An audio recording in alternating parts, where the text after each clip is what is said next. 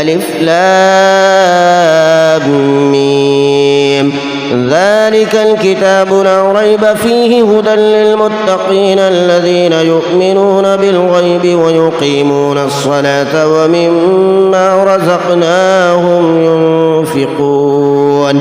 والذين يؤمنون بما أنزل إليك وما أنزل من قبلك وبالآخرة هم يوقنون أولئك على هدى من ربهم وأولئك هم المفلحون إن الذين كفروا سواء عليهم أأنذرتهم أم لم تنذرهم لا يؤمنون ختم الله على قلوبهم وعلى سمعهم وعلى أبصارهم غشاوة ولهم عذاب عظيم ومن الناس من يقول آمنا بالله وباليوم الآخر وما هم بمؤمنين يخادعون الله والذين آمنوا وما يخدعون إلا أنفسهم وما يشعرون في قلوبهم مرض فزادهم الله مرضا ولهم عذاب أليم بما كانوا يكذبون وإذا قيل لهم لا تفسدوا في الأرض قالوا إنما نحن مصلحون ألا إنهم هم المفسدون ولكن لا يشعرون وإذا قيل لهم آمنوا كما آمن الناس قالوا ونؤمن كما آمن السفهاء ألا إنهم هم السفهاء ولكن لا يعلمون وإذا لقوا الذين آمنوا قالوا آمنا وإذا خلوا إلى شياطينهم قالوا إنا معكم إنما نحن مستهزئون الله يستهزئ بهم ويمدهم في طغيانهم يعمهون أولئك الذين اشتروا الضلالة بالهدى فما ربحت تجارتهم وما كانوا مهتدين مثلهم كمثل الذي استوقد نارا فلما أضاءت ما حوله ذهب الله بنورهم وتركهم في ظلمات لا يبصرون صم بكم عمي فهم لا يرجعون أو كصيب من السماء فيه ظلمات ورعد وبرق يجعلون أصابعهم في آذانهم من الصواعق حذر الموت والله محيط بالكافرين يكاد البرق يخطف أبصارهم كلما أضاء لهم مشوا فيه وإذا أظلم عليهم قاموا ولو شاء الله لذهب بسمعهم وأبصارهم إن الله على كل شيء قدير يا أيها الناس اعبدوا ربكم الذي خلقكم والذين من قبلكم لعلكم تتقون الذي جعل لكم الأرض فراشا والسماء بناء وأنزل من السماء ماء فأخرج به من الثمرات رزقا لكم فلا تجعلوا لله أندادا وأنتم تعلمون وإن كنتم في ريب مما نزلنا على عبدنا فأتوا بسورة من مثله وادعوا شهداءكم من دون الله إن كنتم صادقين فإن لم تفعلوا ولن تفعلوا فاتقوا النار التي وقودها الناس والحجارة أعدت للكافرين وبشر الذين آمنوا وعملوا الصالحات أن لهم جنات تجري من تحتها الأنهار كلما رزقوا منها من ثمرة رزقا قالوا هذا الذي رزقنا من قبل وأوتوا به متشابها ولهم فيها أزواج مطهرة وهم فيها خالدون إن الله لا يستحيي أن يضرب مثلا ما بعوضة فما فوقها فأما الذين آمنوا فيعلمون أنه الحق من ربهم وأما الذين كفروا فيقولون ماذا أراد الله بهذا مثلا يضل به كثيرا ويهدي به كثيرا وما يضل به إلا الفاسقين الذين ينقضون عهد الله من بعد ميثاقه ويقطعون ما أمر الله به أن يوصل ويفسدون في الأرض أولئك هم الخاسرون كيف تكفرون بالله وكنتم أمواتا فأحياكم ثم يميتكم ثم يحييكم ثم إليه ترجعون هو الذي خلق لكم ما في الأرض جميعا ثم استوى إلى السماء فسواهن 7 سماوات وهو بكل شيء عليم وإذ قال ربك للملائكة إني جاعل في الأرض خليفة قالوا أتجعل فيها من يفسد فيها ويسفك الدماء ونحن نسبح بحمدك ونقدس لك قال إني أعلم ما لا تعلمون وعلم آدم الأسماء كلها ثم عرضهم على الملائكة فقال أنبئوني بأسماء هؤلاء إن كنتم صادقين قالوا سبحانك لا علم لنا إلا ما علمتنا إنك أنت العليم الحكيم قال يا آدم أنبئهم بأسمائهم فلما أنبأهم بأسمائهم قال ألم أقل لكم إني أعلم غيب السماوات والأرض وأعلم ما تبدون وما كنتم تكتمون وإذ قلنا للملائكة اسجدوا لآدم فسجدوا إلا إبليس أبى واستكبر وكان من الكافرين وقلنا يا آدم اسكن أنت وزوجك الجنة وكلا منها رغدا حيث شئتما ولا تقربا هذه الشجرة فتكونا من الظالمين فأزلهما الشيطان عنها فأخرجهما مما كانا فيه وقلنا اهبطوا بعضكم لبعض عدو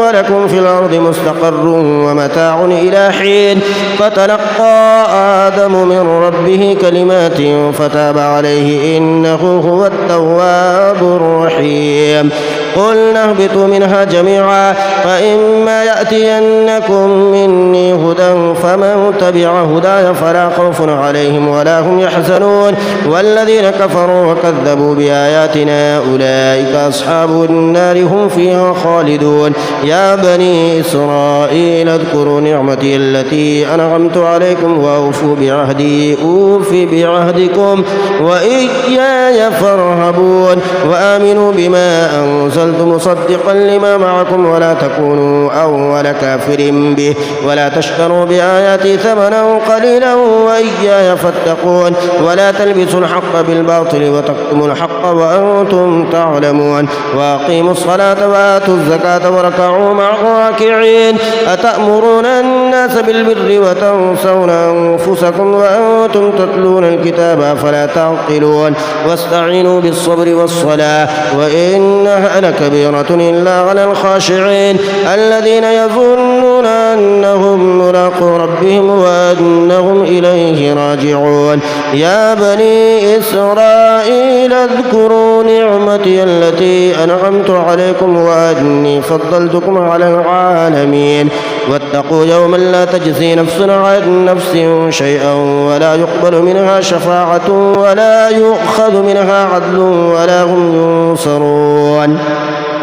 وإذ نجيناكم من آل فرعون يسومونكم سوء العذاب يذبحون أبناءكم ويستحيون نساءكم وفي ذلكم بلاء من ربكم عظيم وإذ فرقنا بكم البحر فأنجيناكم وأغرقنا آل فرعون وأنتم تنظرون وإذ واعدنا موسى 40 ليلة ثم اتخذتم العجل من بعده وأنتم ظالمون ثم عفونا عنكم من بعد ذلك لعلكم تشكرون وإذ آتينا موسى الكتاب والفرقان لعلكم تهتدون وإذ قال موسى لقومه يا قوم إنكم ظلمتم أنفسكم باتخاذكم العجل فتوبوا إلى بارئكم فاقتلوا أنفسكم ذلكم خير لكم عند بارئكم فتاب عليكم إنه هو التواب الرحيم وإذ قلتم يا موسى لن نؤمن لك حتى نرى الله جهرة فأخذتكم الصاعقة وأنتم تنظرون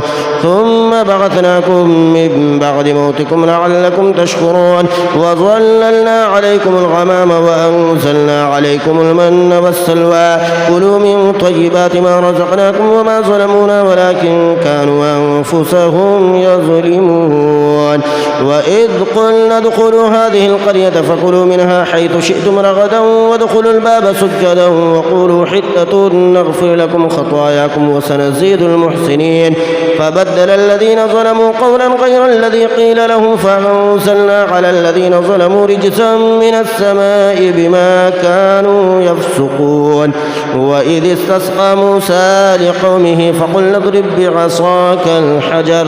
فانفجرت منه 12 عينا قد علم كل أناس مشربهم كلوا واشربوا من رزق الله ولا تعثوا في الأرض مفسدين. وإذ قلتم يا موسى لن نصبر على طعام واحد فادع لنا ربك يخرج لنا مما تنبت الأرض من بقلها وقثائها وفومها وعدسها وبصلها قال تستبدلون الذي هو أدنى بالذي هو خير اهبطوا مصرا فإن لكم ما سألتم وضربت عليهم الذلة والمسكنة وباءوا بغضب من الله ذلك بأنهم كانوا يكفرون بآيات الله ويقتلون النبيين بغير الحق ذلك بما عصوا وكانوا يعتدون. إن الذين آمنوا والذين هادوا والنصارى والصابئين من آمن بالله واليوم الآخر وعمل صالحا فلهم أجرهم عند ربهم ولا خوف عليهم ولا هم يحزنون. وإذا أخذنا ميثاقكم ورفعنا فوقكم الطور خذوا ما آتيناكم بقوة واذكروا ما فيه لعلكم تتقون ثم توليتم من بعد ذلك فلولا فضل الله عليكم ورحمته لكنتم من الخاسرين. ولقد علمتم الذين اعتدوا منكم في السبت فقلنا لهم كونوا قردة خاسئين فجعلناها نكالا لما بين يديها وما خلفها وموعظة للمتقين. وإذ قال موسى لقومه إن الله يأمركم أن تذبحوا بقرة قالوا وتتخذنا هزوا قال أعوذ بالله أن أكون من الجاهلين. قالوا ادع لنا ربك يبين لنا ما هي قال إنه يقول إنها بقرة لا فارض ولا بكر عوان بين ذلك فافعلوا ما تؤمرون. قالوا ادع لنا ربك يبين لنا ما لونها قال إنه يقول إنها بقرة صفراء فاقع لونها تسر الناظرين. قالوا ادع لنا ربك يبين لنا ما هي إن البقرة شابه علينا وإنا إن شاء الله لمهتدون. قال إنه يقول إنها بقرة لا ذلول تثير الأرض ولا تسقي الحرث مسلمة لا شية فيها. قالوا الآن جئت بالحق فذبحوها وما كادوا يفعلون. وإذا قتلتم نفسا فادارأتم فيها والله مخرج ما كنتم تكتمون. فقلنا اضربوه ببعضها كذلك يحيي الله الموتى ويريكم آياته لعلكم تعقلون. ثم قست قلوبكم من بعد ذلك فهي كالحجارة أو أشد قسوة وإن من الحجارة لما يتفجر منه الأنهار وإن منها لما يشقق فيخرج منه الماء وإن منها لما يهبط من خشية الله وما الله بغافل عما تعملون. أفتطمعون أن يؤمنوا لكم وقد كان فريق منهم يسمعون كلام الله ثم يحرفونه من بعد ما قالوه وهم يعلمون. وإذا لقوا الذين آمنوا قالوا آمنا وإذا خلا بعضهم إلى بعض قالوا وتحدثونهم بما فتح الله عليكم ليحاجوكم به عند ربكم أفلا تعقلون. أولا يعلمون أن الله يعلم ما يسرون وما يعلنون ومنهم أميون لا يعلمون الكتاب إلا أماني وإنهم إلا يظنون. فويل للذين يكتبون الكتاب بأيديهم ثم يقولون هذا من عند الله ليشتروا به ثمنا قليلا فويل لهم مما كتبت أيديهم وويل لهم مما يكسبون. وقالوا لن تمسنا النار إلا أياما معدودة قل أتخذتم من عند الله عهدا فلن يخلف الله عهده أم تقولون على الله ما لا تعلمون بلى من كسب سيئة وأحاطت به خطيئته فأولئك أصحاب النار هم فيها خالدون والذين آمنوا وعملوا الصالحات أولئك أصحاب الجنة هم فيها خالدون وإذا أخذنا ميثاق بني إسرائيل لا تعبدون إلا الله وبالوالدين إحسانا وذي القربى واليتامى والمساكين وقولوا للناس حسنا وأقيموا الصلاة وآتوا الزكاة ثم توليتم إلا قليلا منكم وأنتم معرضون وإذا أخذنا ميثاقكم لا تسفكون دماءكم ولا تخرجون أنفسكم من دياركم ثم أقررتم وأنتم تشهدون ثم أنتم هؤلاء تقتلون أنفسكم وتخرجون فريقا منكم من ديارهم تظاهرون عليهم بالإثم والعدوان وإن يأتوكم سارى تفادوهم وهو محرم عليكم إخراجهم فتؤمنون ببعض الكتاب وتكفرون ببعض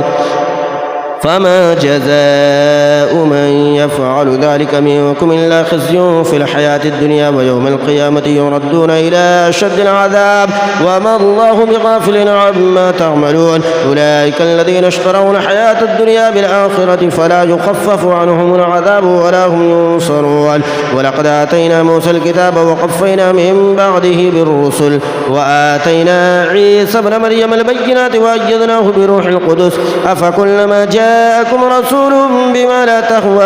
أنفسكم استكبرتم ففريقا كذبتم وفريقا تقتلون وقالوا قلوبنا غلف بل لعنهم الله بكفرهم فقليلا ما يؤمنون ولما جاءهم كتاب من عند الله مصدق لما معهم وكانوا من قبل يستفتحون على الذين كفروا فلما جاءهم ما عرفوا كفروا به فلعنة الله على الكافرين بئس ما اشتروا به أنفسهم أن يكفروا بما أنزل الله بغيا أن ينزل الله من فضله على من يشاء من عباده فباءوا بغضب على غضب وللكافرين عذاب مهين وإذا قيل لهم آمنوا بما أنزل الله قالوا نؤمن بما أنزل علينا ويكفرون بما وراءه وهو الحق مصدقا لما معهم قل فلم تقتلون أنبياء الله من قبل إن كنتم مؤمنين ولقد جاءكم موسى بالبينات ثم اتخذتم العجل من بعده وأنتم ظالمون وإذا أخذنا ميثاقكم ورفعنا فوقكم الطور خذوا ما آتيناكم بقوة واسمعوا قالوا سمعنا وعصينا وأشربوا في قلوبهم العجل بكفرهم قل بئس ما يأمركم به إيمانكم إن كنتم مؤمنين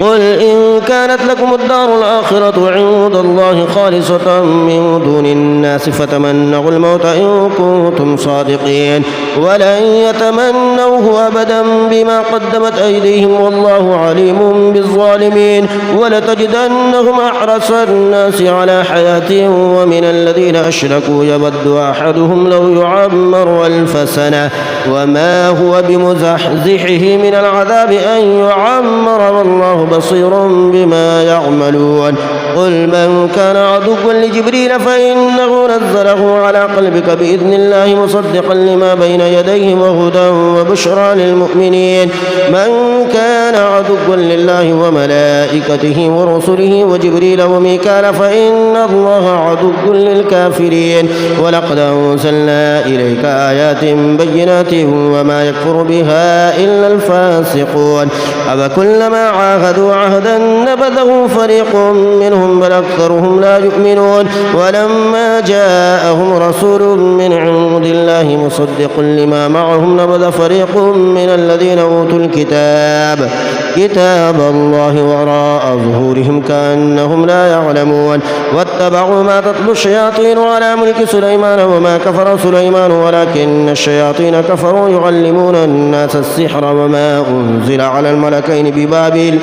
ببابل هاروت وماروت وما يعلمان من أحد حتى يقولا إنما نحن فتنة فلا تكفر فيتعلمون منهما ما يفرقون به بين المرء وزوجه وما هم بضارين به من أحد إلا بإذن الله ويتعلمون ما يضرهم ولا ينفعهم ولقد علموا لمن اشتراه ما له في الآخرة من خلاق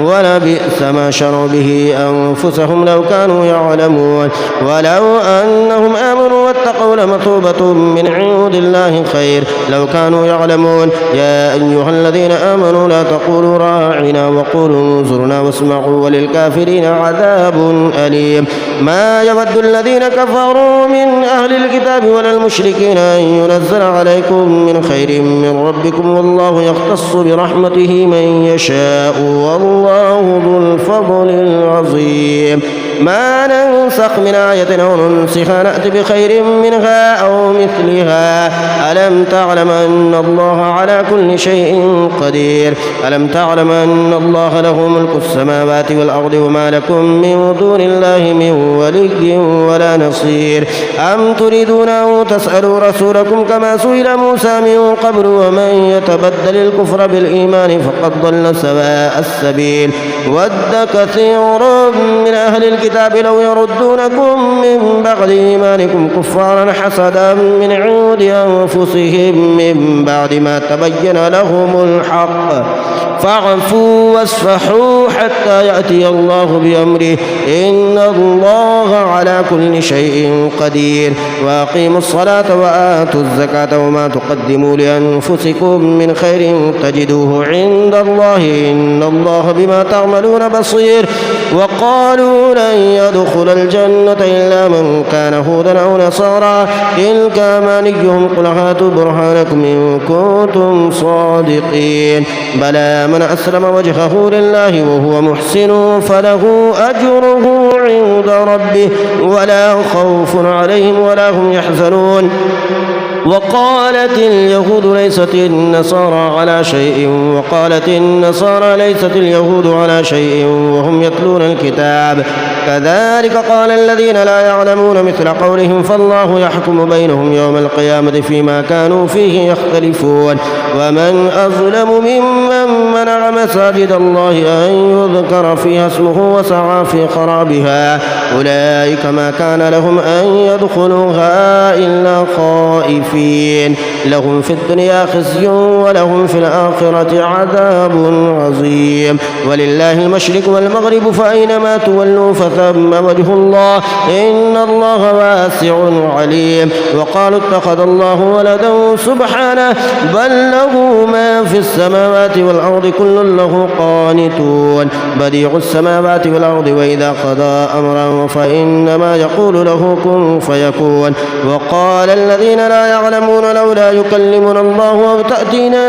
آية كذلك قال الذين من قبلهم مثل قولهم تشابهت قلوبهم قد بينا الآيات لقوم يوقنون إنا أرسلناك بالحق بشيرا ونذيرا ولا تسأل عن أصحاب الجحيم ولن ترضى عنك اليهود ولا النصارى حتى تتبع ملتهم قل إن هدى الله هو الهدى ولئن اتبعت أهواءهم بعد الذي جاءك من العلم ما لك من الله من ولي ولا نصير الذين آتيناهم الكتاب يتلونه حق تلاوته أولئك يؤمنون به ومن يكفر به فأولئك هم الخاسرون يا بني إسرائيل اذكروا نعمتي التي أنعمت عليكم وأني فضلتكم على العالمين واتقوا يوما لا تجزي نفس عن نفس شيئا ولا يقبل منها عدل ولا تنفعها شفاعة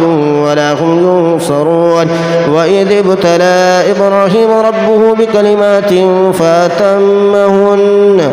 قال إني جاعلك للناس إماما قال ومن ذريتي قال لا ينال عهد الظالمين وإذ جعلنا البيت مثابة للناس وأمنا واتخذوا من مقام إبراهيم مصلى وعهدنا إلى إبراهيم وإسماعيل أن طهرا بيتي للطائفين والعاكفين والركع السجود وإذ قال إبراهيم رب اجعل هذا بلدا آمنا وارزق أهله من الثمرات من آمن منهم بالله واليوم الآخر قال ومن كفر فأمتعه قليلا ثم أضطره إلى عذاب النار وبئس المصير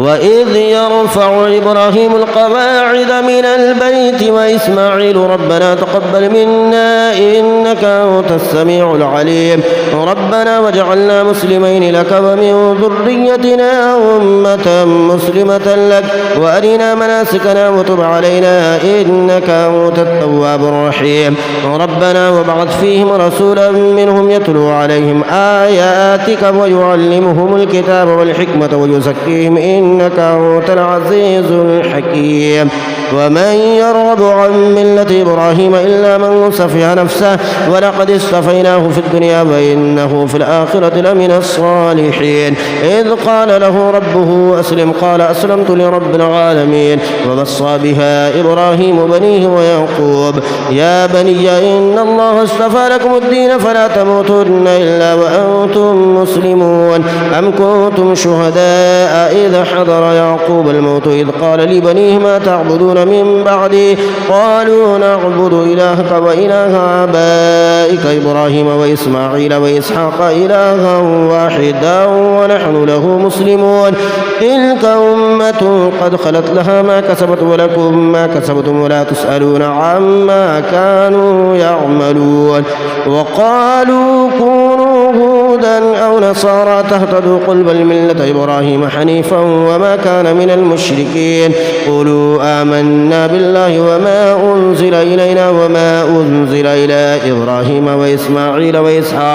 وإسحاق ويعقوب والأسباط وما أوتي موسى وعيسى وما أوتي النبيون من ربهم لا نفرق بين أحد منهم ونحن له مسلمون فإن آمنوا بمثل ما آمنتم به فقد اهتدوا وإن تولوا فإنما هم في شقاق فسيكفيكهم الله وهو السميع العليم صبغة الله ومن أحسن من الله صبغة ونحن له عابدون قل أتحاجوننا في الله وهو ربنا وربكم ولنا أعمالنا ولكم أعمالكم ونحن له مخلصون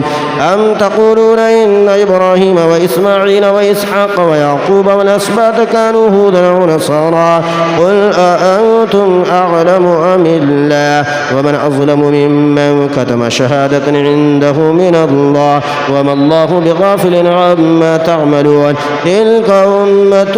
قد خلت لها ما كسبت ولكم ما كسبتم ولا تسألون عما كانوا يعملون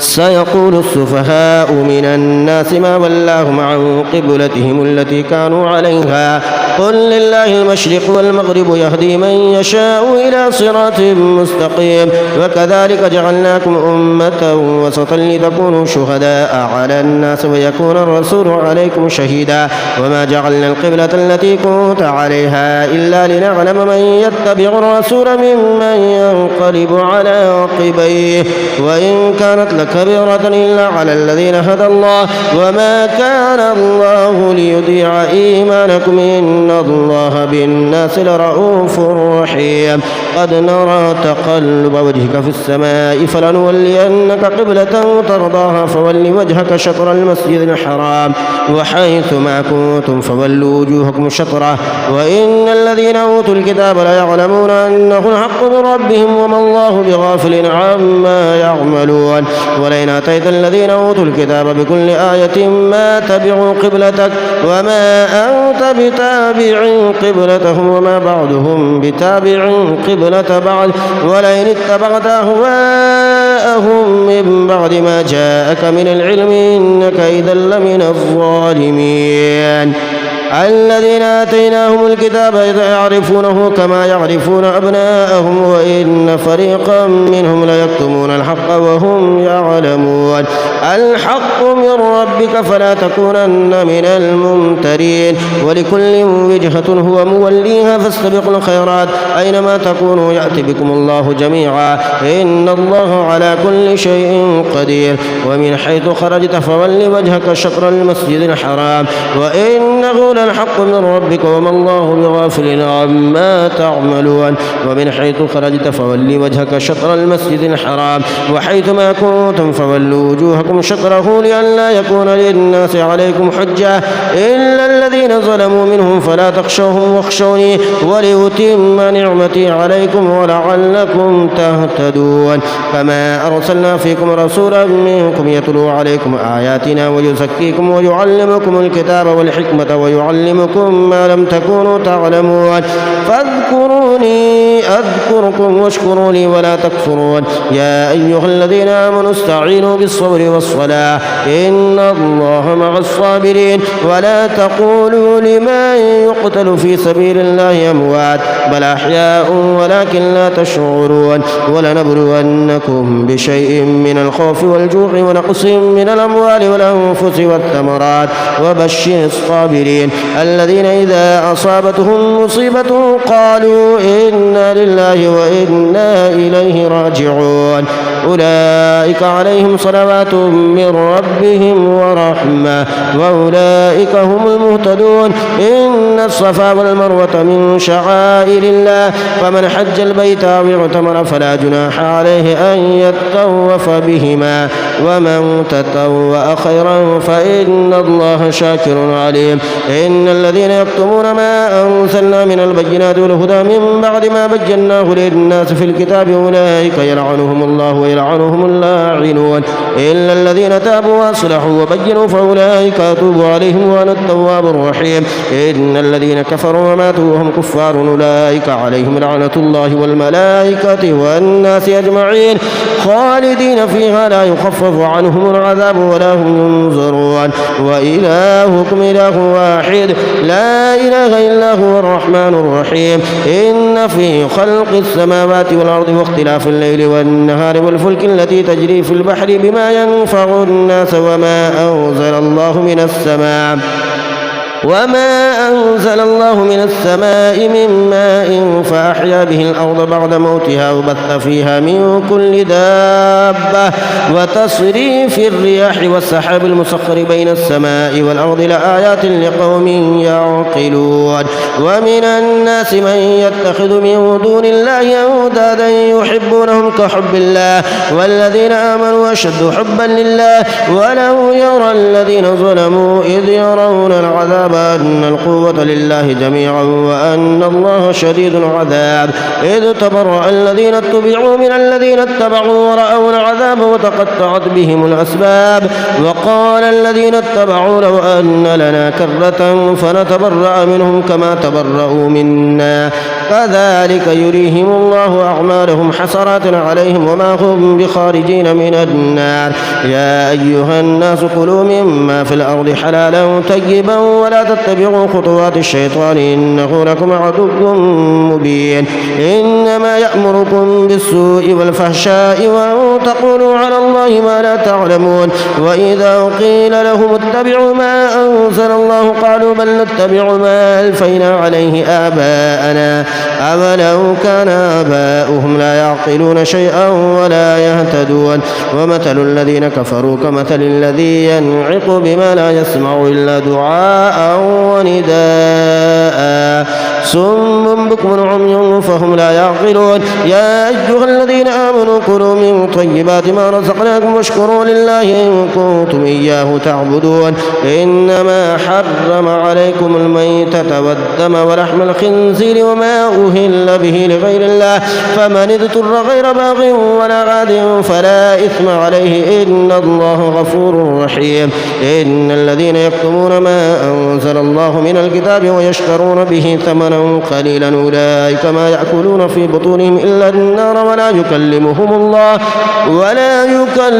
الله يوم القيامة ولا يزكيهم ولهم عذاب أليم. أولئك الذين اشتروا الضلالة بالهدى والعذاب بالمغفرة فما أصبرهم على النار ذلك بأن الله نزل الكتاب بالحق وإن الذين اختلفوا في الكتاب لفي شقاق بعيد. ليس البر أن تولوا وجوهكم قبل المشرق والمغرب ولكن البر من آمن بالله واليوم الآخر والملائكة والكتاب والنبيين وآتى المال على حبه ذوي القربى واليتامى والمساكين وابن السبيل والسائلين وفي الرقاب وأقام الصلاة وآتى الزكاة والموفون بعهدهم إذا عاهدوا والصابرين في البأساء والضراء وحين البأس أولئك الذين صدقوا وأولئك هم المتقون. يا أيها الذين آمنوا كتب عليكم القصاص في القتلى الحر بالحر والعبد بالعبد والأنثى بالأنثى فمن عفي له من أخيه شيء فاتباع بالمعروف وأداء إليه بإحسان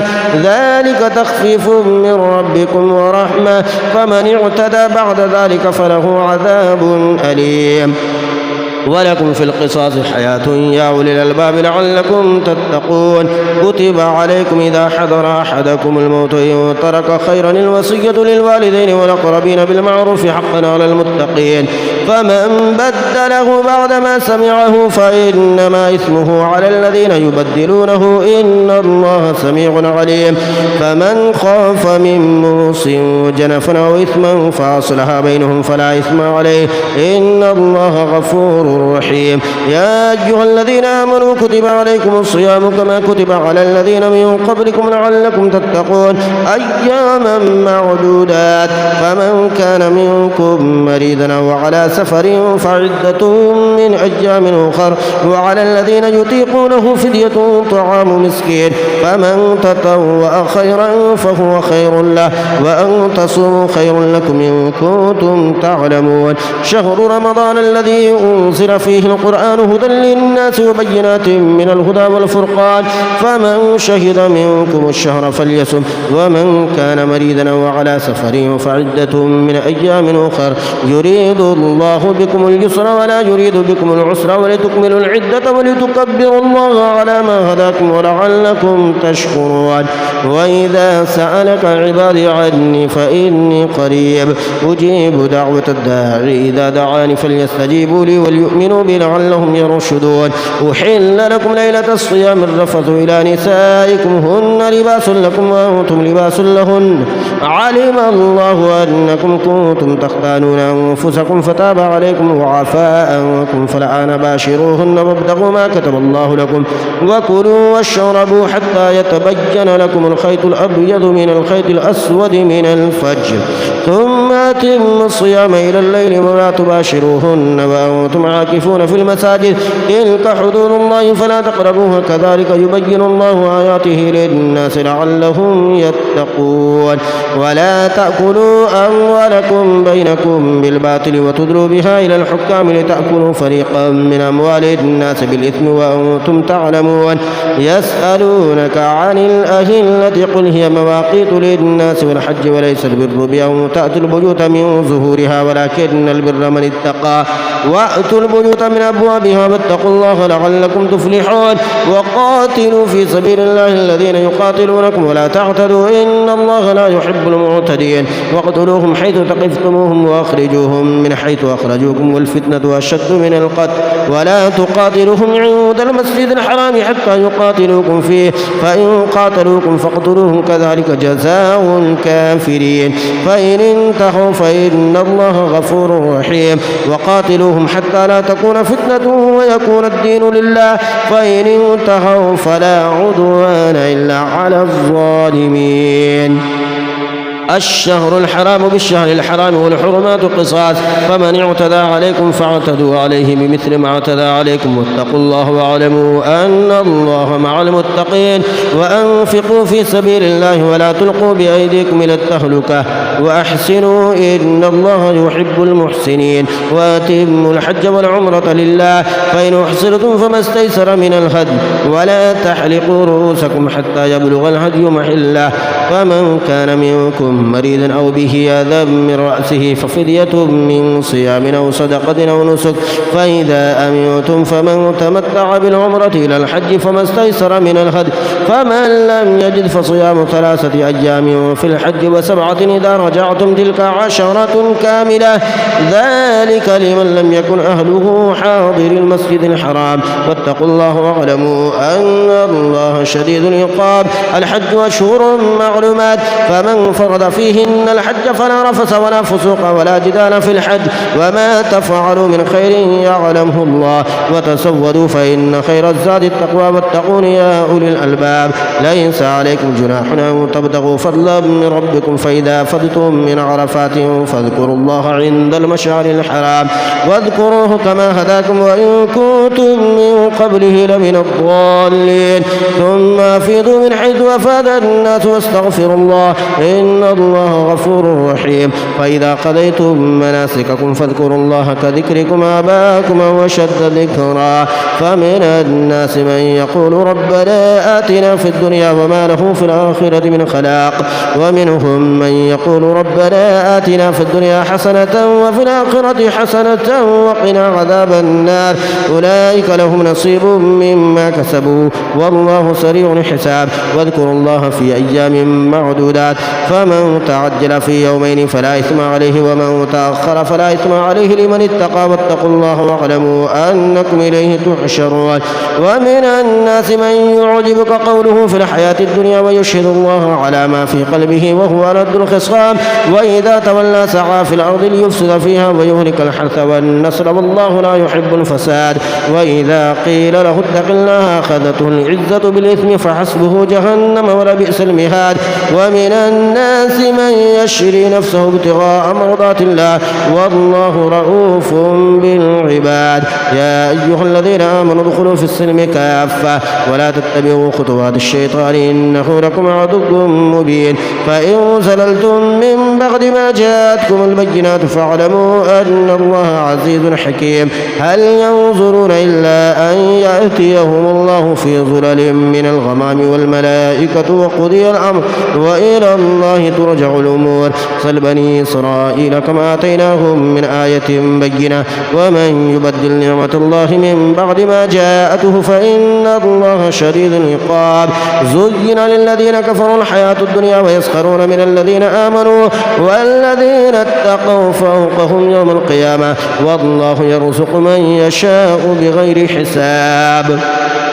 كان الناس أمة واحدة فبعث الله النبيين مبشرين ومنذرين وأنزل معهم الكتاب بالحق ليحكم بين الناس فيما اختلفوا فيه وما اختلف فيه إلا الذين أوتوه من بعد ما جاءتهم البينات بغيا بينهم فهدى الله الذين آمنوا لما اختلفوا فيه من الحق بإذنه والله يهدي من يشاء إلى صراط مستقيم أم حسبتم أن تدخلوا الجنة ولما يأتكم مثل الذين خلوا من قبلكم مستهم البأساء والضراء وزلزلوا حتى يقول الرسول والذين آمنوا معه متى نصر الله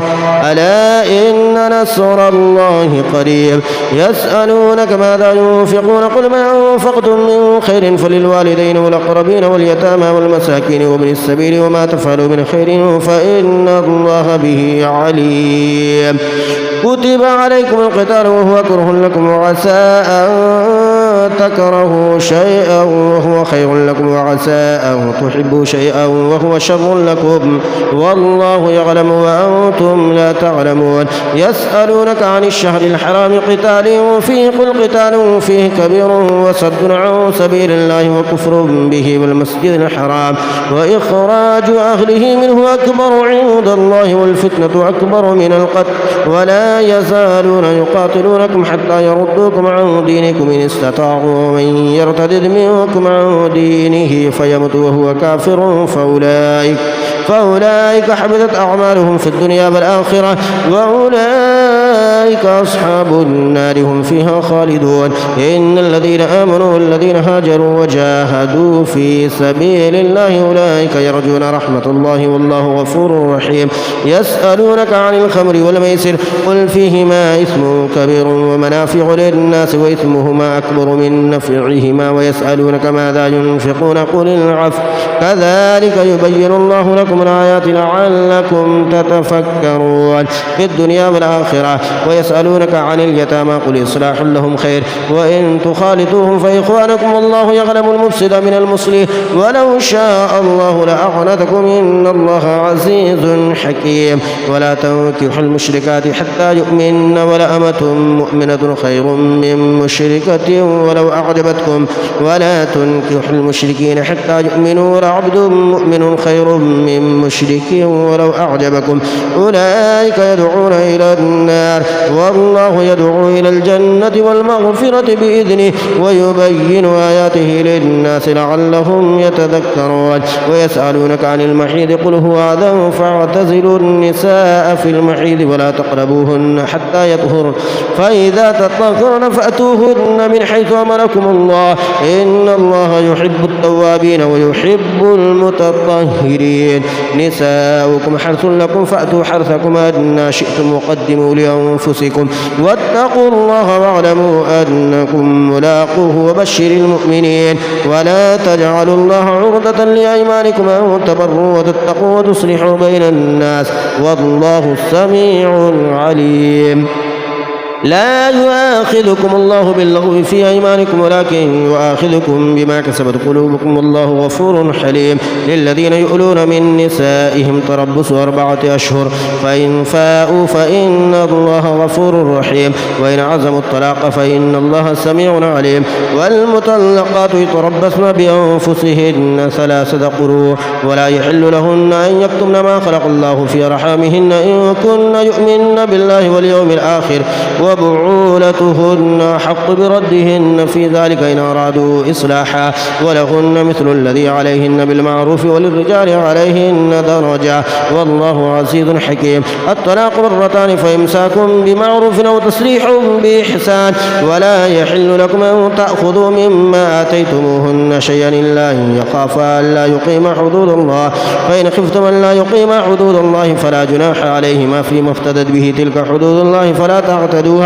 ومن يتعد حدود الله فأولئك هم الظالمون. فإن طلقها فلا تحل له من بعد حتى تنكح زوجا غيره فإن طلقها فلا جناح عليهما أن يتراجعا إن ظنا أن يقيما حدود الله وتلك حدود الله يبينها لقوم يعلمون. وإذا طلقتم النساء فبلغن أجلهن فأمسكوهن بمعروف أو سرحوهن بمعروف ولا تمسكوهن ضرارا لتعتدوا ومن يفعل ذلك فقد ظلم نفسه. ولا تتخذوا آيات الله هزوا واذكروا نعمة الله عليكم وما أنزل عليكم من الكتاب والحكمة يعظكم به واتقوا الله واعلموا أن الله بكل شيء عليم. وإذا طلقتم النساء فبلغن أجلهن فلا تعذروهن أن ينكحن أزواجهن إذا تراضوا بينهم بالمعروف ذلك يوعظ به من كان منكم يؤمن بالله واليوم الآخر ذلكم أزكى لكم وأطهر والله يعلم وأنتم لا تعلمون. والوالدات يرضعن أولادهن حولين كاملين لمن أراد أن يتم الرضاعة وعلى المولود له رزقهن وكسوتهن بالمعروف لا تكلف نفس إلا وسعها لا تضار والدة بولدها ولا مولود له بولده وعلى الوارث مثل ذلك فإن أرادا فصالا أو تراض منهما وتشاور فلا جناح عليهما. وإن أردتم أن تسترضعوا أولادكم فلا جناح عليكم إذا سلمتم ما آتيتم بالمعروف واتقوا الله واعلموا أن الله بما تعملون بصير. والذين يتوفون منكم ويذرون أزواجا يتربصن بأنفسهن 4 أشهر و10 فإذا بلغن أجلهن فلا جناح عليكم فيما فعلن في أنفسهن بالمعروف والله بما تعملون خبير. ولا جناح عليكم فيما عرضتم به من خطبة النساء أو أكننتم في أنفسكم علم الله أنكم ستذكرونهن تواعدونهن ولكن لا تواعدوهن سرا إلا أن تقولوا قولا معروفا ولا تعزموا عقدة النكاح حتى يبلغ الكتاب أجله واعلموا أن الله يعلم ما في أنفسكم فاحذروه واعلموا أن الله غفور حليم. لا جناح عليكم إن طلقتم النساء ما لم تمسوهن أو تفردوا لهن فريدا ومتعوهن على الموسع قدره وعلى المقدر قدره متاعا بالمعروف حقا على المحسنين. وإن طلقتموهن من قبل أن تمسوهن وقد فرضتم لهن فريدا فنصف ما فرضتم إلا أن يعفون أو يعفو الذي بيده عقدة النكاح وأن تعفوا أقرب للتقوى ولا تنسوا الفضل بينكم إن الله بما تعملون بصير. حافظوا على الصلوات والصلاة الوسطى وقوموا لله قانتين. فإن خفتم فرجالا أو ركبانا فإذا أمنتم فاذكروا الله كما علمكم ما لم تكونوا تعلمون. والذين يتوفون منكم ويذرون أزواجا وصية لأزواجهم متاعا إلى الحول غير إخراج فإن خرجن فلا جناح عليكم فيما فعلن في أنفسهن من معروف والله عزيز حكيم. وللمطلقات متاع بالمعروف حقا على المتقين. كذلك يبين الله لكم آياته لعلكم تعقلون. ألم تر إلى الذين خرجوا من ديارهم وهم ألوف حذر الموت فقال لهم الله موتوا ثم أحياهم إن الله لذو فضل على الناس ولكن أكثر الناس لا يشكرون. وقاتلوا في سبيل الله واعلموا أن الله سميع عليم. من ذا الذي يقرض الله قرضا حسنا فيضاعفه له أضعافا كثيرة والله يقبض ويبسط وإليه ترجعون. ألم تر إلى الملأ من بني إسرائيل من بعد موسى إذ قالوا لنبي له ابعث لنا ملكا نقاتل في سبيل الله قال هل عسيتم إن كتب عليكم القتال ألا تقاتلوا قالوا وما لنا ألا نقاتل في سبيل الله وقد أخرجنا من ديارنا وأبنائنا فلما كتب عليهم القتال تولوا إلا قليلا منهم والله عليم بالظالمين. وقال لهم نبيهم إن الله قد بعث لكم طالوت ملكا قالوا أنى يكون له الملك علينا ونحن أحق بالملك منه ولم يؤت سعة من المال قال إن الله اصطفاه عليكم وزاده بسطة في العلم والجسم والله يؤتي ملكه من يشاء والله واسع عليم. وقال لهم نبيهم إن آية ملكه أن يأتيكم التابوت فيه سكينة من ربكم وبقية مما ترك آل موسى وآل هارون تحمله الملائكة إن في ذلك لآية لكم إن كنتم مؤمنين. فلما فصل طالوت بالجنود قال إن الله مبتليكم بنهر فمن شرب منه فليس مني ومن لم يطعمه فإنه مني إلا من اغترف غرفة بيده فشربوا منه إلا قليلا منهم. فلما جاوزه هو والذين آمنوا معه قالوا لا طاقة لنا اليوم بجالوت وجنوده قال الذين يظنون أنهم ملاقو الله كم من فئة قليلة غلبت فئة كثيرة بإذن الله والله مع الصابرين. ولما برزوا لجالوت وجنوده قالوا ربنا افرغ علينا صبرا وثبت أقدامنا وانصرنا على القوم الكافرين. فهزموهم بإذن الله وقتل داود جالوت وآتاه الله الملك والحكمة وعلمه مما يشاء ولولا دفع الله الناس بعدهم ببعض لفسدت الأرض ولكن الله ذو فضل على العالمين. تلك آيات الله نتلوها عليك بالحق وإنك لمن المرسلين. تلك الرسل فضلنا بعضهم على بعض منهم من كلم الله ورفع بعضهم درجات وآتينا عيسى ابن مريم البينات وأيدناه بروح القدس ولو شاء الله ما اقتتل الذين من بعدهم من بعد ما جاءتهم البينات ولكن اختلفوا فمنهم من آمن ومنهم من كفر ولو شاء الله ما اقتتلوا ولكن الله يفعل ما يريد. يا أيها الذين آمنوا أنفقوا مما رزقناكم من قبل أن يأتي يوم لا بيع فيه ولا خلة ولا شفاعة والكافرون هم الظالمون. الله لا إله إلا هو الحي القيوم لا تأخذه سنة ولا نوم له ما في السماوات وما في الأرض من ذا الذي يشفع عنده إلا بإذنه يعلم ما بين أيديهم وما خلفهم ولا يحيطون بشيء من علمه إلا بما شاء وسع كرسيه السماوات والأرض ولا يؤوده حفظهما وهو العلي العظيم. لا إكراه في الدين قد تبين الرشد من الغي، فمن يكفر بالطاغوت ويؤمن بالله فقد استمسك بالعروة الوثقى لا انفصام لها والله سميع عليم. الله ولي الذين آمنوا يخرجهم من الظلمات إلى النور، والذين كفروا أولياؤهم الطاغوت يخرجونهم من النور إلى الظلمات أولئك أصحاب النار هم فيها خالدون. ألم تر إلى الذي حاج إبراهيم في ربه أن آتاه الله الملك إذ قال إبراهيم ربي الذي يحيي ويميت قال أنا أحيي وأميت. قال إبراهيم فإن الله يأتي بالشمس من المشرق فأت بها من المغرب فبهت الذي كفر والله لا يهدي القوم الظالمين. أو كالذي مر على قرية وهي خاوية على عروشها قال أنى يحيي هذه الله بعد موتها فأماته الله 100 عام ثم بعثه قال كم لبثت قال لبثت يوما أو بعض يوم قال بل لبثت 100 عام فانظر إلى طعامك وشرابك لم يتسنه وانظر إلى حمارك ولنجعلك آية للناس وانظر إلى العظام كيف ننشزها ثم نكسوها لحما فلما تبين له قال أعلم أن الله على كل شيء قدير.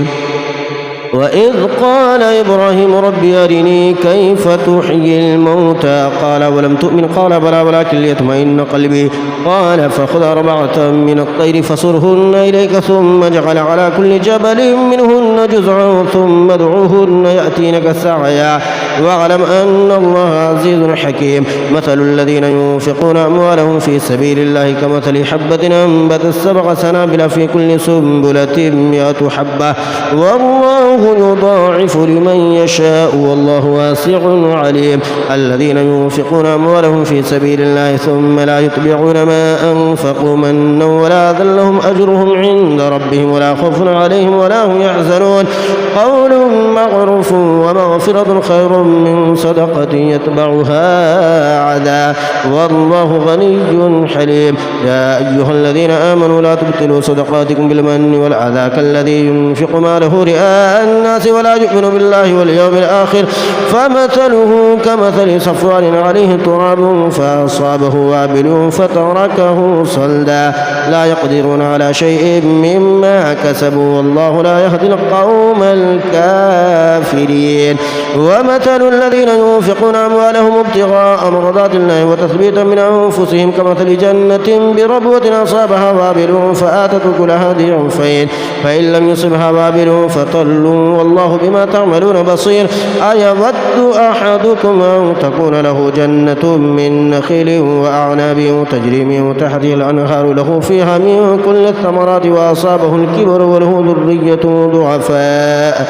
فأصابها إعصار فيه نار فاحترقت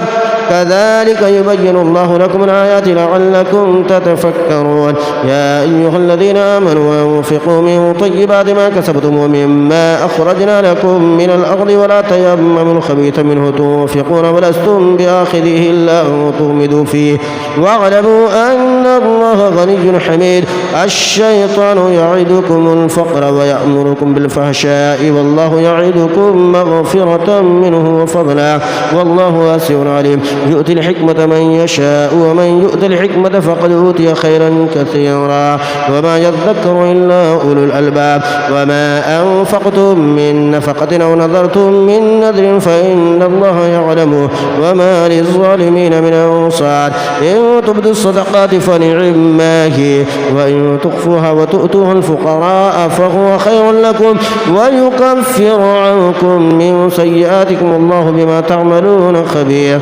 ليس عليك هداهم ولكن الله يهدي من يشاء وما تنفقوا من خير فلأنفسكم وما تنفقون إلا ابتغاء وجه الله وما تنفقوا من خير يوفى إليكم وأنتم لا تظلمون. للفقراء الذين الذين أحصروا في سبيل الله لا يستطيعون ضربا في الأرض يحسبهم الجاهل أغنياء من التعفف تعرفهم بسيماهم لا يسألون الناس إلحافا وما تنفقوا من خير فإن الله به عليم الذين ينفقون أموالهم بالليل والنهار سرا وعلانية فلهم أجرهم عند ربهم ولا خوف عليهم ولا هم يحزنون الذين يأكلون الربا لا يقومون إلا كما يقوم الذي يتخبطه الشيطان من المس ذلك بأنهم قالوا إنما البيع مثل الربا وأحل الله البيع وحرم الربا فمن جاءه موعظة من ربه فانتهى فله ما سلف وأمره إلى الله ومن عاد فأولئك أصحاب النار هم فيها خالدون يمحق الله الربا ويربي الصدقات والله لا يحب كل كفار أثيم إن الذين آمنوا وعملوا الصالحات وأقاموا الصلاة وآتوا الزكاة لهم أجرهم عند ربهم ولا خوف عليهم ولا هم يحزنون يا أيها الذين آمنوا اتقوا الله وذروا ما بقي من الربا إن كنتم مؤمنين فإن لم تفعلوا فأذنوا بحرب من الله ورسوله وإن تبتم فلكم رؤوس أموالكم لا تظلمون ولا تظلمون وإن كان ذو عسرة فنظرة إلى ميسرة وأن تصدقوا خير لكم إن كنتم تعلمون واتقوا يوما ترجعون فيه إلى الله ثم توفى كل نفس ما كسبت وهم لا يظلمون يا أيها الذين آمنوا إذا تداينتم بدين إلى أجل مسمى فاكتبوه ليكتب بينكم كاتب بالعدل ولا يأبى كاتب أن يكتب كما علمه الله فليكتب وليملل الذي عليه الحق وليتق الله ربه ولا يبخس منه شيئا فإن كان الذي عليه الحق سفيها أو ضعيفا أو لا يستطيع أن يمل هو فليملل وليه بالعدل واستشهدوا شهيدين من رجالكم فإن لم يكونا رجلين فرجل وامرأتان ممن ترضون من الشهداء أن تدل إحداهما فتذكر إحداهما الأخرى ولا يأبى الشهداء إذا ما دعوا ولا تسأموا أن تكتبوه صغيرا أو كبيرا إلى أجله ذلكم أقسط عند الله وأقوم للشهادة وأدنى ألا ترتابوا إلا أن تكون تجارة حاضرة تديرونها بينكم فليس عليكم جناح ألا تكتبوها وأشهدوا إذا تبايعتم ولا يضار كاتب ولا شهيد وإن تفعلوا فإنه فسوق بكم واتقوا الله ويعلمكم الله والله بكل شيء عليم وإن كنتم على سفر ولم تجدوا كاتبا فرهان مقبوضة فإن أمن بعضكم بعضا فليؤدي الذي اؤتمن أمانته وليتق الله ربه ولا تكتموا الشهادة ومن يكتمها فإنه آثم قلبه والله بما تعملون عليم لله ما في السماوات وما في الأرض وإن تبدوا ما في أنفسكم أو تخفوه يحاسبكم به الله فيغفر لمن يشاء ويعذب من يشاء والله على كل شيء قدير آمن الرسول بما أنزل إليه من ربه والمؤمنون كل آمن بالله وملائكته وكتبه ورسله لا نفرق بين أحد من رسله وقالوا سمعنا وأطعنا غفرانك ربنا وإليك المصير لا يكلف الله نفسا إلا وسعها لها ما كسبت وعليها ما اكتسبت ربنا لا تؤاخذنا إن نسينا أو أخطأنا ربنا ولا تحمل علينا إصرا كما حملته على الذين من قبلنا ربنا ولا تحملنا ما لا طاقة لنا به واعف عنا واغفر لنا وارحمنا أنت مولانا فانصرنا على القوم الكافرين.